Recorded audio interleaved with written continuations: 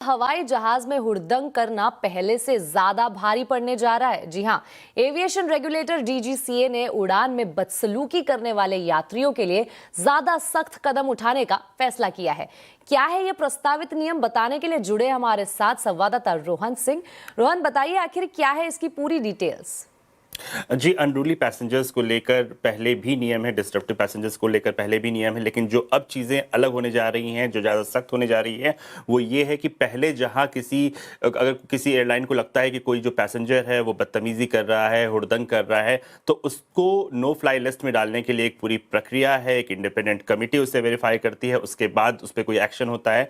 लेकिन अब DGCA airline को सीधे अधिकार देने जा रही है कि अगर वो चाहें और उन्हें लगता है कि कोई पैसेंजर एयरलाइन में बदतमीजी कर रहा है तो वो उसे 1 महीने के लिए नो फ्लाई लिस्ट में डाल सकती है। इसके लिए किसी इंडिपेंडेंट कमेटी को जाने की जरूरत नहीं है। साथ ही पहली बार एक बहुत ही क्लियर डेफिनेशन दिया है कि डिस्ट्रप्टिव पैसेंजर क्या होता है, अनरूली पैसेंजर क्या होता है। उसके लिए 6 कैटेगरीज बनाई गई है, जिसमें कि विमान में अगर कोई सिगरेट पीता है, कोई शराब पीता है या कोई नशे में बदसलूकी करता है, इमरजेंसी एग्जिट से कोई छेड़छाड़ करता है, लाइफ जैकेट से कोई छेड़छाड़ करता है, तो इन सबको जो है इस डिस्ट्रप्टिव बिहेवियर में माना जाएगा। साथ ही चिल्लाना या फिर किसी तरह का स्लोगन देना, ये भी डिस्ट्रप्टिव बिहेवियर माना जाएगा। बाकी यात्रियों को परेशान करना भी डिस्ट्रप्टिव बिहेवियर में माना जाएगा। तो ये सारी कैटेगरीज उन्होंने रखी है। और साथ ही एयरलाइन से भी कहा गया है कि सिर्फ एयरलाइन के फ्लाइट के अंदर ही नहीं, बल्कि एयरपोर्ट्स को भी सेंसिटाइज किया जाएगा कि कोई लाउंज में या फिर एयरपोर्ट के अंदर या फिर सिक्योरिटी के पास किसी तरह की कोई बदतमीजी करता है तो उन्हें भी